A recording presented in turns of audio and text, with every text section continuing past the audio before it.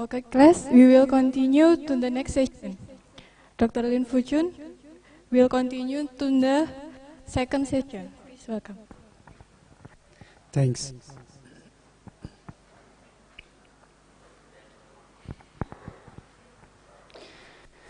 Okay, this second part is going to be more interesting and at the same time more difficult.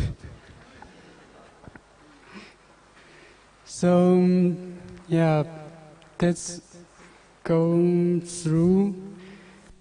I've seen and warm up a little bit. So, we look at three constructions. This one is perfect. This T is equal to the number of rows that is equal to the number of randomness that you add. T is equal to the randomness. So you throw in T components of randomness, and the adversary very stupidly take away the randomness that you throw in and didn't touch any part of the message that you want to send. This is the best you can have, right? Because we use very smart mathematics. And the problem with the first one is the Q is too big, and that is not what we want. The second construction, you can have a Q much smaller, and also you are not perfect. Your T is smaller than the number of randomness. And that is not good. And we try the third one with uniform matrix, and it's still not very good. At the end, we realized, actually I was playing a joke, because I knew it from it is impossible to get using this matrix. Okay, now you're ready for their works. So how about we flip the problem? So these days people are talking about flip the problem, flip the class. The student teaching and the teacher is learning. Okay, let's flip the problem. So previously we use a matrix, a square matrix, with a special structure here. And if we do, so we are considering the problem from the encoder point of view. Suppose there are error bits, messages, then you add some randomness. And if the matrix has this property, then you have secrecy for T. Now we want to look at it from the decoder point of view. Since matrix is square matrix itself is invertible.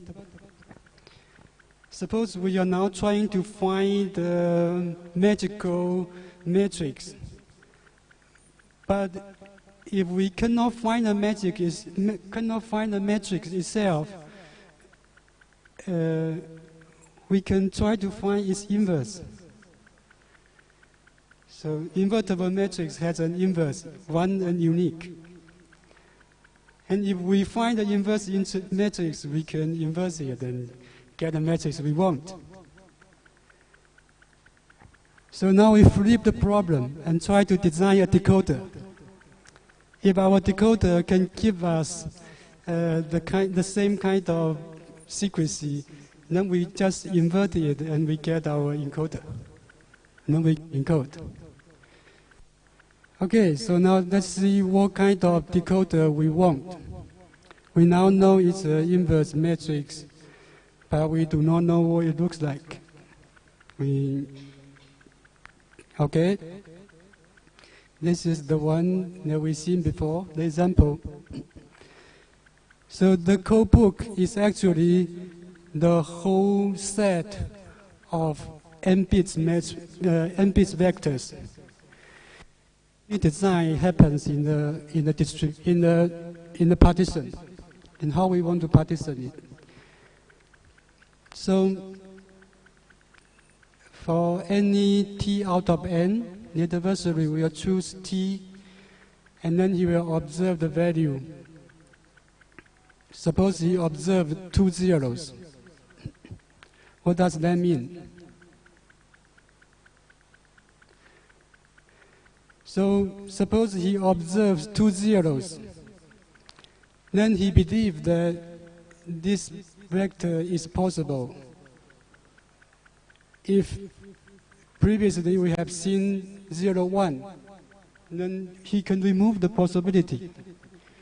After he gets some information, he can remove some possibilities and narrow down the possibility, the space.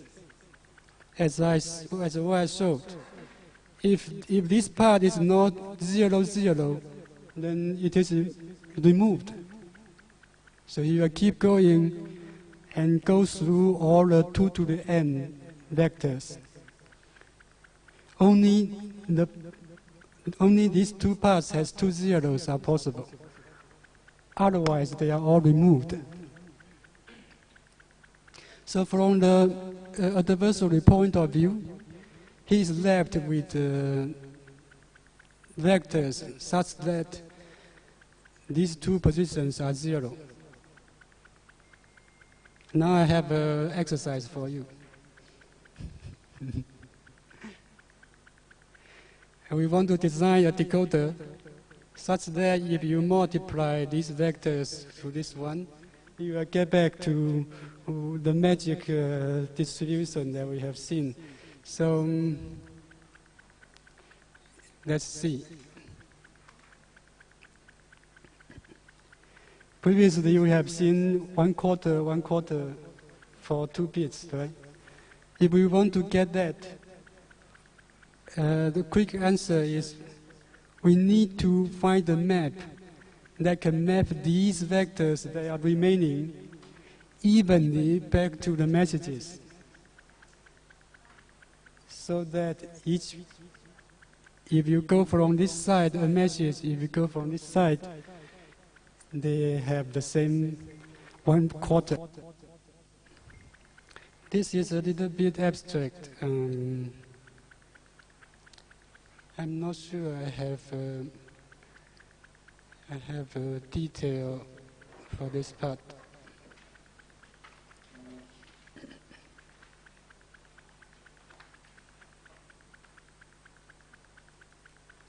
Let's see. Okay. So if you still remember, this all 0 message was corresponding to these 2 guys. And then we say we have a 1/4. And this message is corresponding to these 2 guys. And now imagine we go through all the remaining vectors and the same thing happens. Then we have the partition that satisfies our requirement. But it is a sufficient condition. It is not a necessary condition. And for construction, we only need sufficient condition. Okay. Yeah, I really don't have detail for this step. Yeah, maybe we should come back later. So far, we want to map from these vectors and back to the messages. Since these are all n bits, and my matrix should be n times error. If you have 1 times n, and this is n times error, after you do the multiplication, you have 1 times error bits. So the size should be this one, n by error. And the criterion is we want to map to all the messages evenly.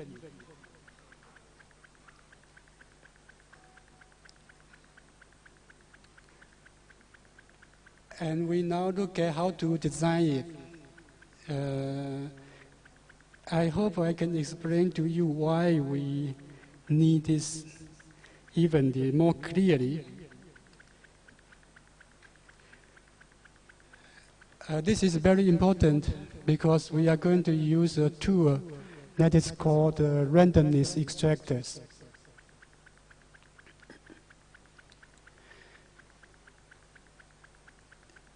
Do you know what's extractors? Like in real life, in everyday life, you have some water that is not clean, but you cannot find clean water to drink. Then you want to extract the pure water out of the dirty water and only drink the purified water. So extractors are very important in this sense. And this kind of extractors does not extract water, they extract randomness. What does that mean? Suppose you have some randomness which is not pure. By pure randomness, I mean uniform. Very nice, uniform. But it is not uniform, it is random. As we have seen, some distribution, they are not uniform. Some probability equal to 0, not uniform. Suppose we can find a way to extract the random bits out. And it has to be shorter, because you cannot generate water out of nothing. What you do is only extract it out of water. So here on the right-hand side, you have a distribution over n bits vectors. We can see it is not uniform. So these blank parts have probability 0. But it is random. It is not a fixed value. And we want to apply the function to n bits vectors. And after you apply this function, some values will collide. If the input is L bits, and the output is, so if the input is n bits, and the output is L bits, much smaller, then you will have two n vectors collide at an L bit output, right? And if they collide, you can add up the probability.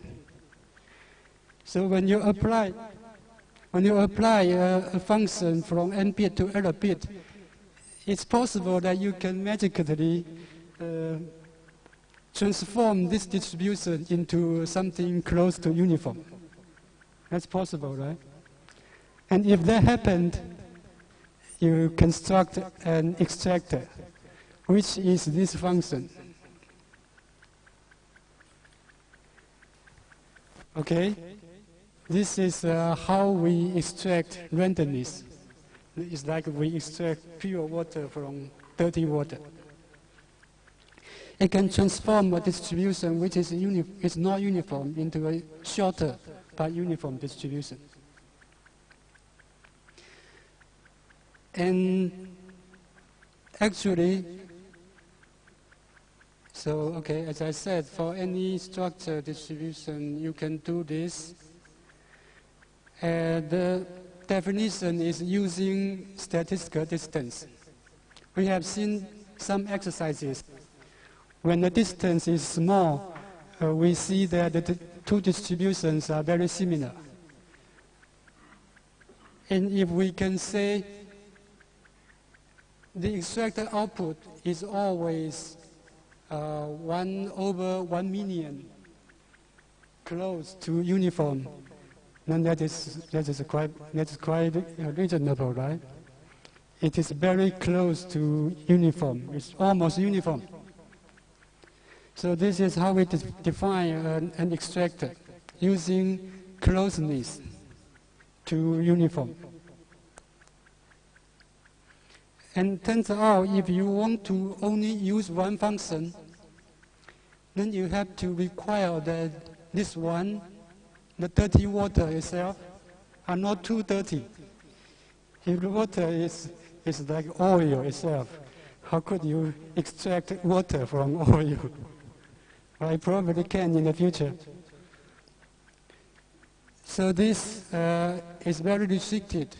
It requires structure of the distribution. And if you want something that works for everything, you need a family of functions. A family of functions, and you randomly choose one. For example, if you have a family of 2 to the d functions, in this case, you can always construct such a family that for any distribution, as long as there are randomness inside, you can pull them out. Pull them out in this sense. Each function, maybe some of them are good, have very small epsilon. A handful of them are bad, with very big epsilon. But eventually, if the average is 1 over 1 million, then we call it's a good extractor. But here it is different from the previous one. We have to use a family of functions, and we have to randomly pick one. So these are what we need to know about randomness extractors, the main tool that we use. It can pull the randomness out. And of course, we want to pull all the randomness out, meaning the output is the same as the randomness that is contained inside. And in fact, we can do that. There are known constructions that you can make error equals to k, almost equal to k, cannot be equal to k. And this t very small, meaning the size of the family very small. Of course, the smaller the better. We want to use one function only, but we cannot. So we ask for second best, small size of the family. And more importantly, this family of functions can be all linear functions. Why I cared about linear functions? Anyone remember anything related to linear function? A linear function is you apply to the sum of 2 inputs, you get the sum of the output.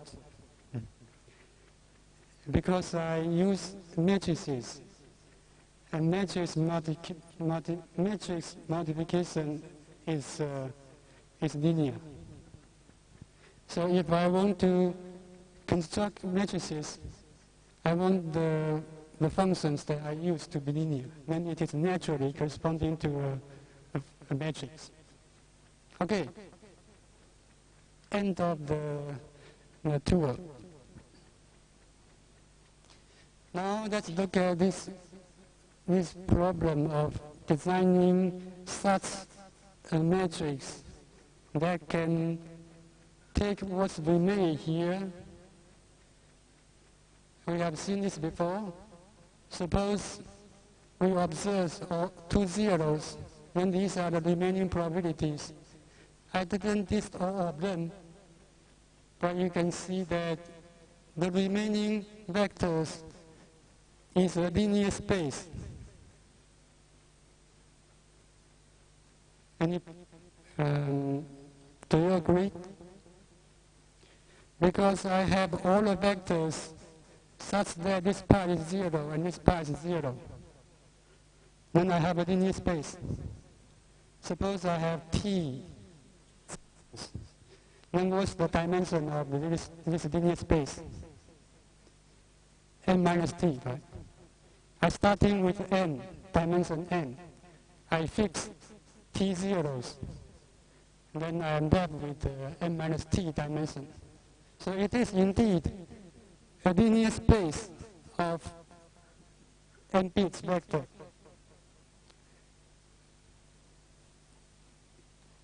And suppose I assign probability 1 over n minus k, 1 over 2 to n minus k equally. Then I have a distribution, random distribution of how much entropy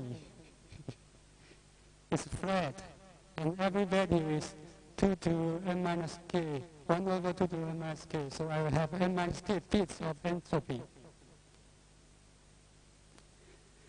And what I want is, I want to apply the function to this and get a uniform distribution of messages, as I show you in previous slide. So, extractors, and in particular, the linear seeded extractors, which is a family of functions.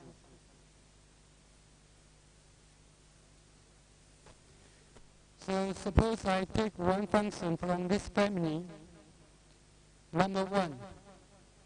And since this extractor is linear, so this function is linear. So I can immediately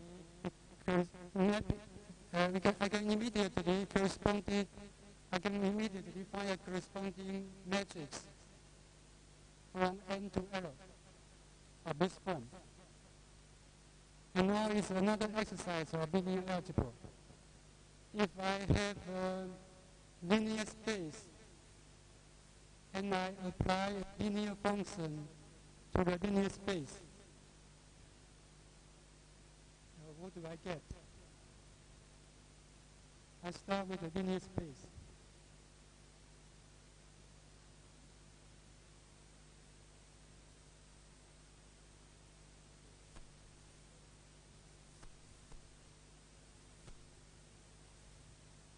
We should continue. That is why I find it sounds weird. That is why you don't understand. Now I believe you understand.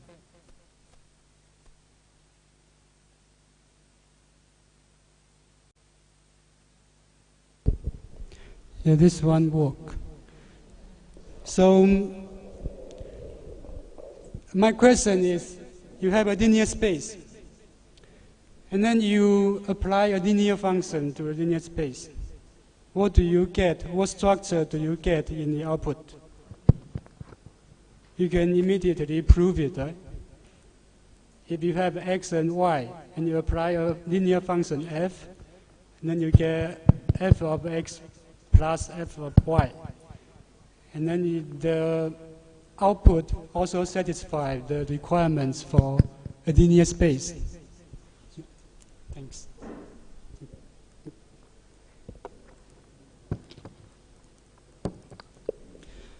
So you will get a linear space. And this part is very important. We are using right tool. Now we need to use right analysis. Actually, there are previous constructions that are very similar to this one, but their analysis is not as sharp as this one, so they miss the capacity achieving part. And okay. Yep. So why we need this output to be a linear space? Because we want to prove that the output is uniform over L bits. And the uniform distribution over L bits is a linear space. The L bits space is a linear space. And if we have a subspace of this space, it is something very, how to say, very important, but it's not a good choice of word.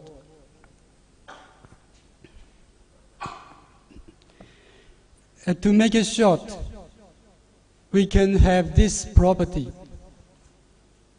This distance is either 0, which means that the output is exactly the uniform distribution, or the distribution is very bad distribution. Very bad in the sense that the distance is bigger than 1/2. We want the distance to be very small, 1/1 million. And 1/2 is unacceptable. And see next page, which is what I showed you previously.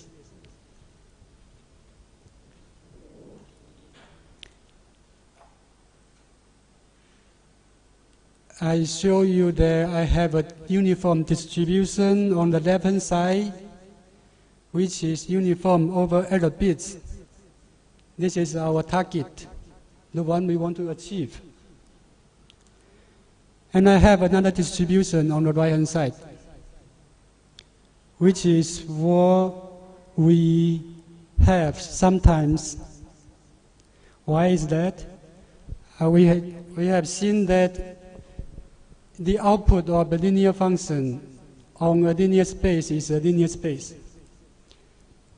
And when it is a linear space, there are only two possibilities. It is the full space, or it is not the full space. What happens when it is not a full space?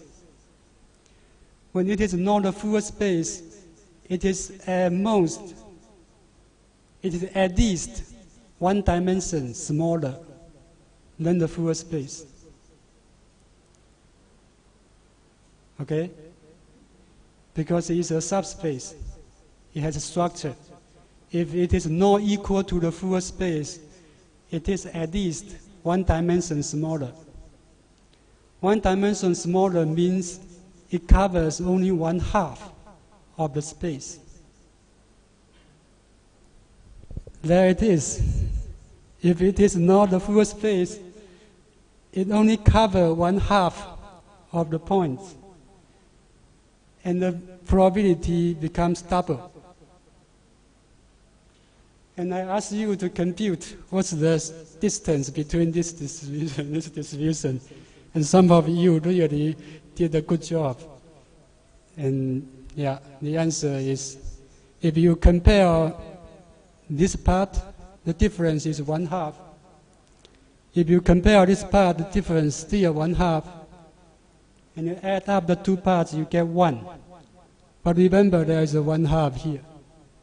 So you get 1/2. And I ask you to challenge yourself to look at other distributions. For example, 2 dimensions smaller than the full space. That means only 1/4 of the points are covered. And the probability becomes 4 times. So what's the difference now? What's the distance now? Yeah, some of you got it. It's 3/4, right? Becomes bigger. So intuitively, yeah, you can do the same trick. This part is 3/4. And you compare the 1/4 part. This is also difference 3/4. So distance is 3/4. So the intuition is when the two distributions become more and more different, the distance becomes bigger. And what we want is the distance to be small, like 1/1 million, even smaller. And you can see that if it is not uniform, it is already very big. 1/2 is a very big distance. So we really get very special and important properties. So this x1 function is linear, so you will get a linear space here. And as we have calculated, epsilon 1 is either 0, which is the full space, or if it is not a full space, it is at least 1 dimension smaller. Distance is at least 1/2, or 3/4, or even bigger. And then you apply a second function, same thing happens. You apply one more function, same thing will happen. And keep going. The same thing will happen. But remember how we define the CD distractor. We say that if it is a CD distractor, then, sorry, it is a mistake. There should be a 1/2 to the d in the front, the average, not the sum, the average. The average.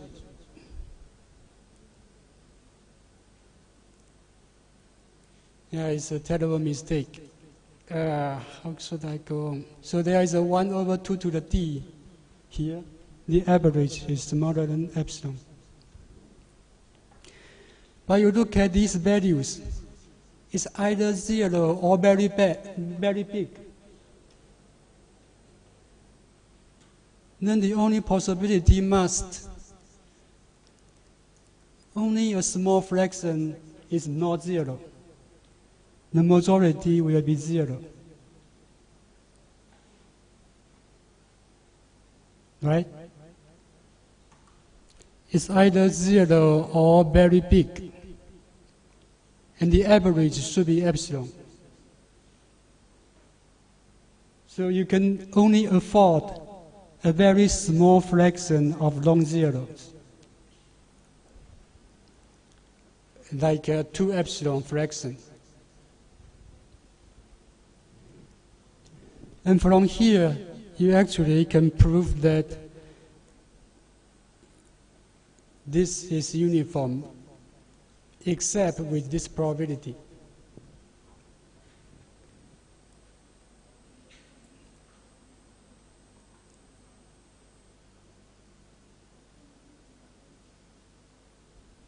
And we are almost done. So let's look at a summary. And I will give you the big picture of how the code look like. So I told you I want to design this matrix encoder as an inverse matrix of this one that comes from extractors. So, yeah, this one.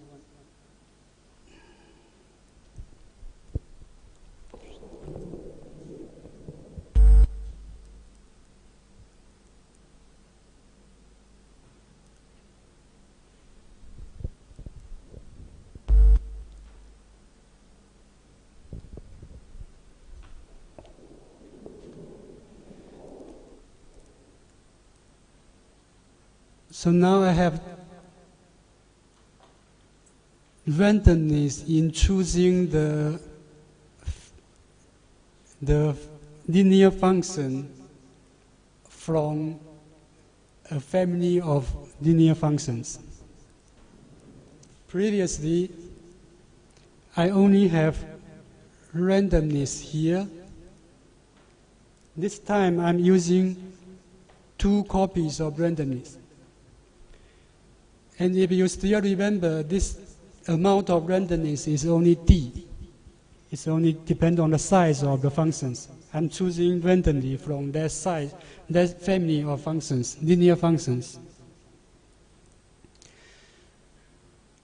And after that, I do the same. After that, I do the same.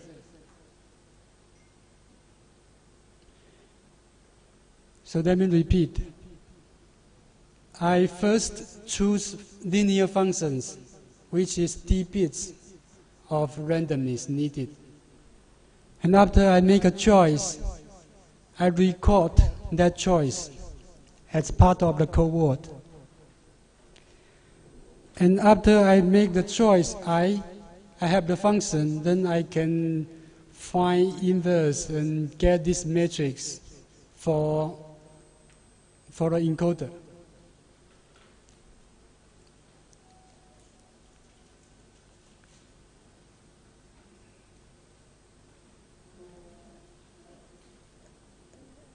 And then we verify that this construction gives you secrecy.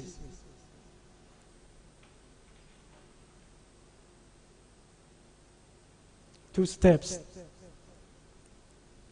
So by secrecy, I want to look at a pair of messages. I want to say that for any choice of T components, the adversary cannot distinguish these two messages. We already know that the n bits part is satisfied if we use the right CD distractor.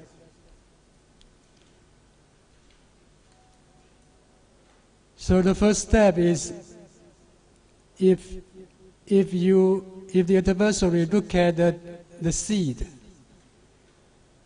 then we know that this seed is totally uniform for first message and for the second message. So he cannot distinguish the C part. This part, step 1, is okay already. And if the seed is okay, then we can use the extractor property to say that the n bits part is also okay. And we have completed the two steps. This part is more difficult than previously.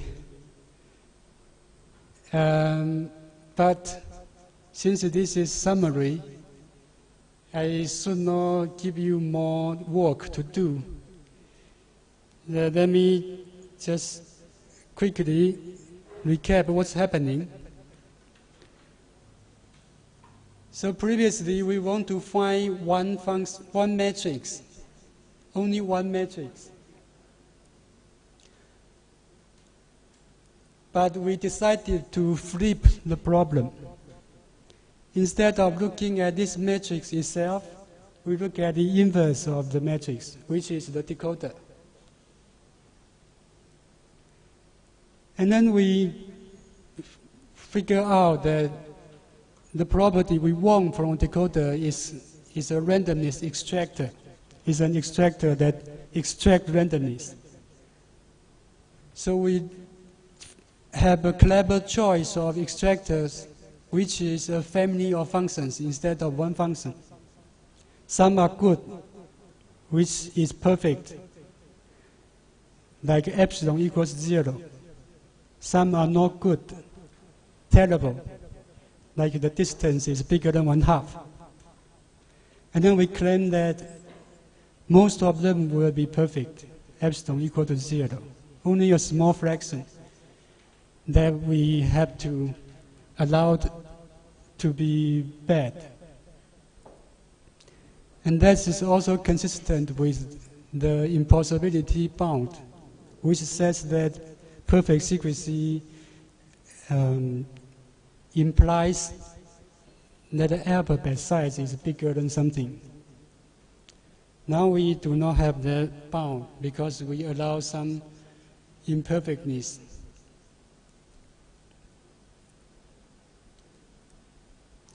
I don't think we need extensions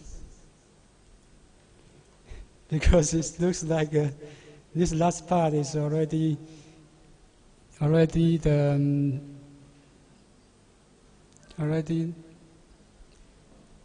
not very clearly explained. I think I will stop here and maybe go back and let you ask me questions.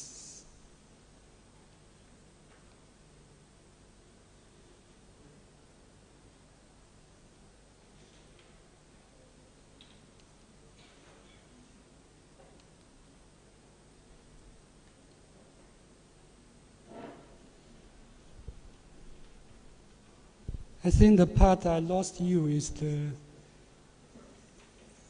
the beginning of the extractors, right?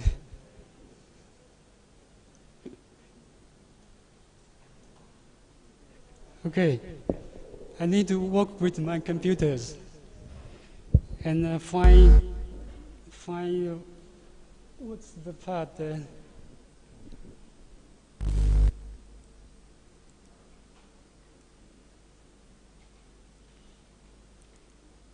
I think lost you at this part.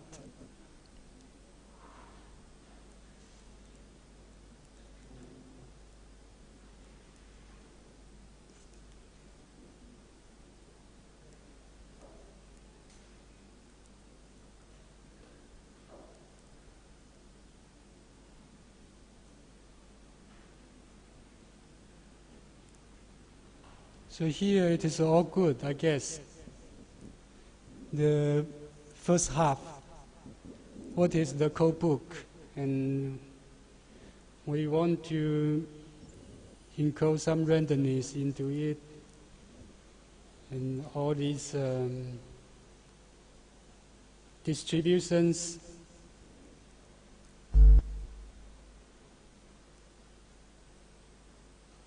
such that you have this.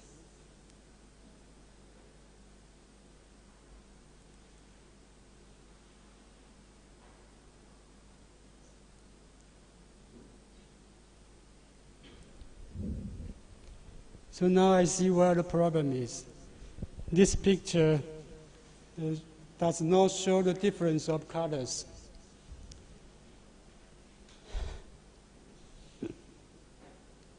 These are supposed to be yellow. These are supposed to be green.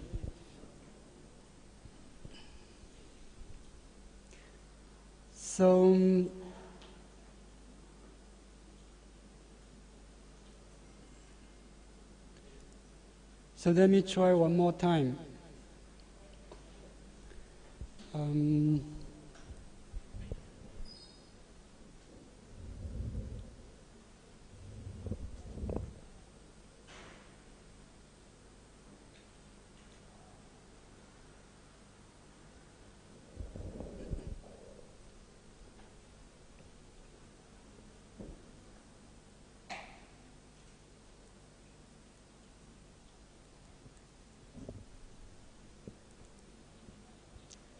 So this tier here is okay, right? This view is okay, right? So refresh your memory about this slide. This is what we want to have. This is the very, very clear view of combinatorics. This is the structure we want to have. Remember the 1/4. 1/4 for 0, 0 or for 1, 1. Each 2-bit value is 1/4.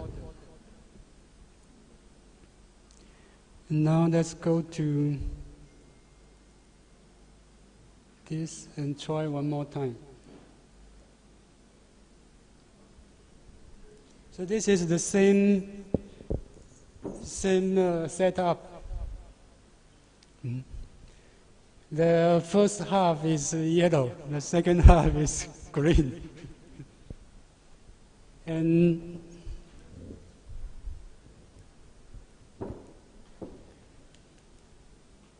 so you look at any two column, if you observe 0, then you can remove the impossible vectors.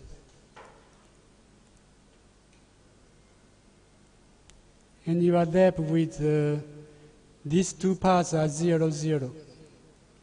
Otherwise, you remove them. So imagine there is a message here. There are only two vectors here corresponding to this message. I ask you to remember the previous example. So now the green ones. The green ones, you also remove everything impossible, and you are left with two vectors again. Two vectors again. And imagine you have third message, like let's say red. Third message is red. You are going to have A code words corresponding to that red message in red color. And if you remove all the impossible vectors, you are left with another 2 vectors. Imagine you have a third message, let's say brown. You have A corresponding vectors, and you remove the impossible, you are left with 2. And now there's a big jump. Imagine you don't care about these colors. You are only looking at these vectors. Do you think it is possible that you want these vectors to be mapped evenly back to the messages? Because they are coming from the messages. And each have the same number of vectors here. That's what we want, right? I'm not saying I'm proving anything. I'm saying that we want that structure that I asked you to remember in mind.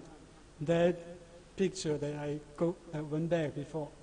If I want to have that, I should have these vectors evenly mapped back to the messages.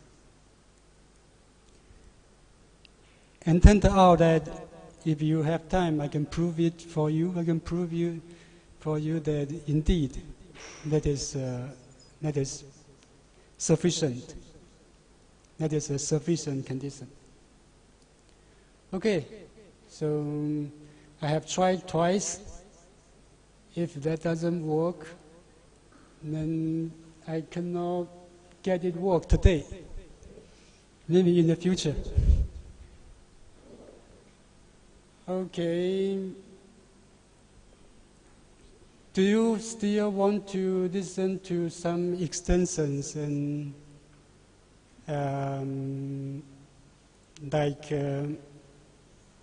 something like a story? You don't need to prove anything. You don't need to fully understand. You just get an idea of what it looks like. So maybe I can go back to where I stopped, and I tell you about some extensions.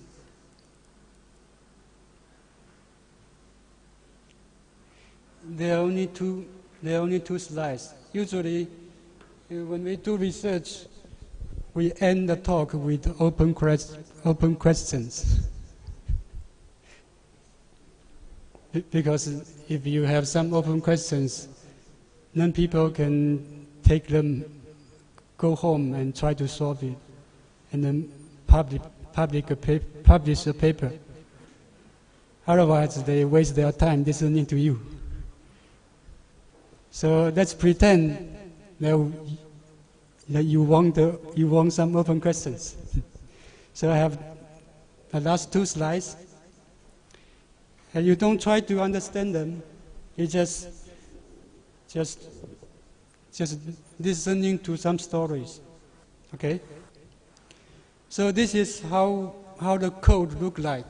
There is some choice, random choice of the functions that is represented by an I, a random value of d bits.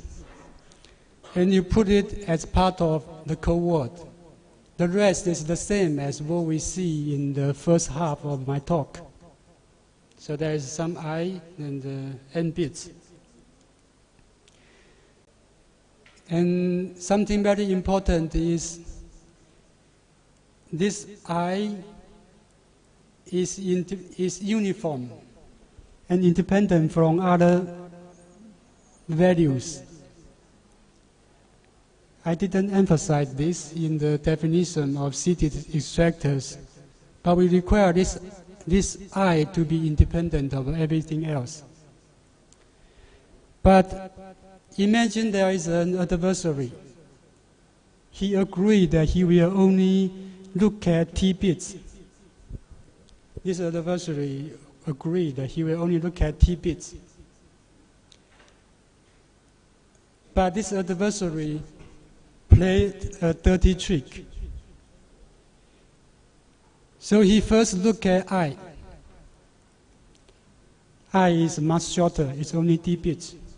You can actually, to get optimal construction, this I has to be almost nothing compared to the N.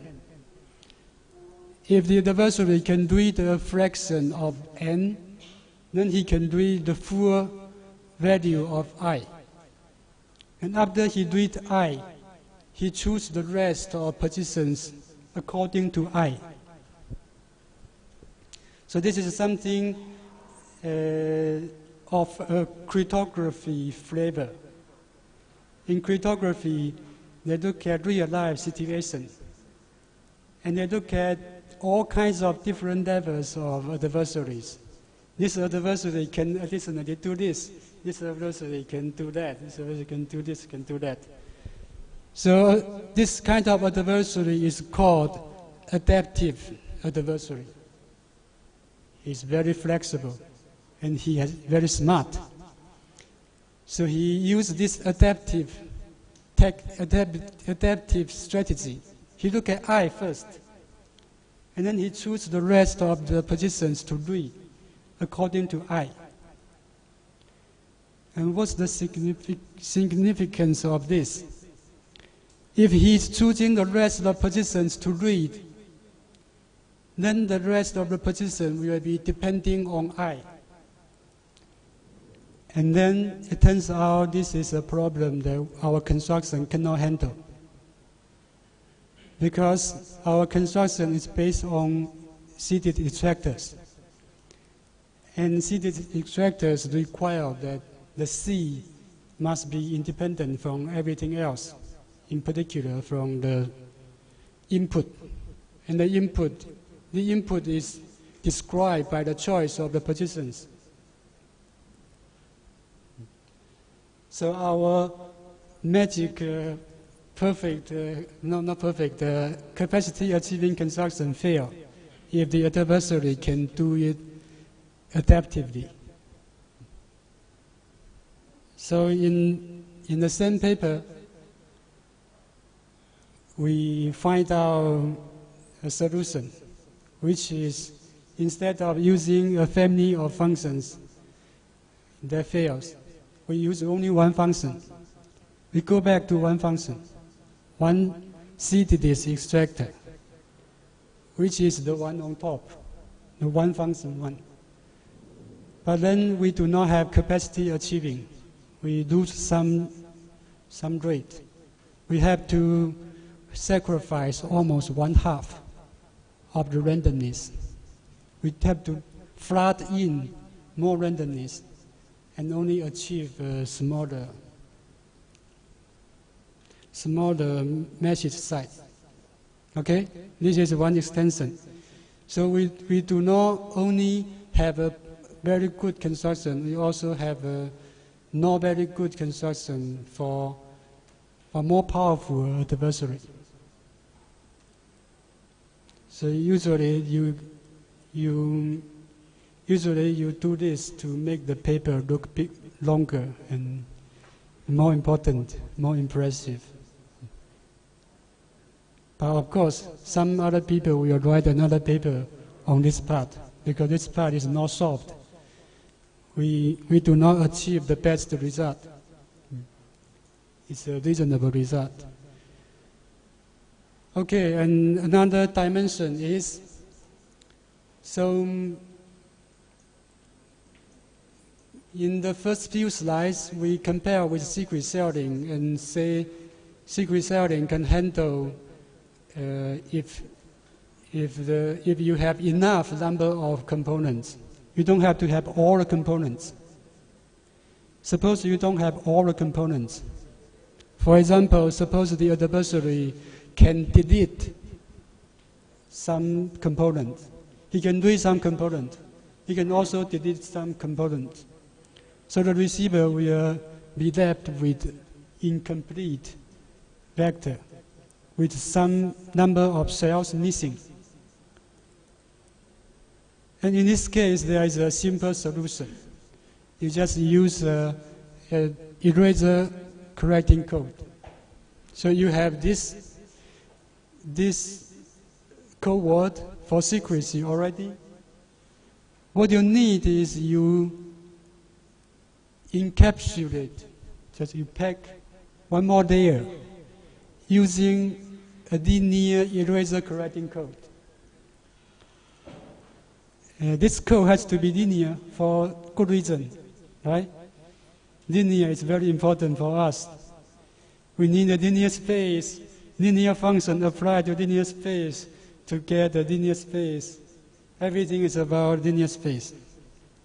So we need a linear, in particular, eraser correcting code. After that, all the analysis remains the same. We get a longer code word, and this code word can handle that when a big chunk is missing, you can recover this part. And after you recover that part, you can go back to secrecy code and decode it. Okay, open problems is related to the extension part. So as I said, the adaptive adversary construction is not perfect, is not capacity achieving. So if you can work with someone and find out a better construction, then you can write a paper about it. And also, in the second dimension, we consider eraser. Some components are missing. Some components are missing is a nice adversary, because we know it is missing. We will not confuse it with the correct ones. And usually there are some bad guys. So as I said, we consider different levels of adversary.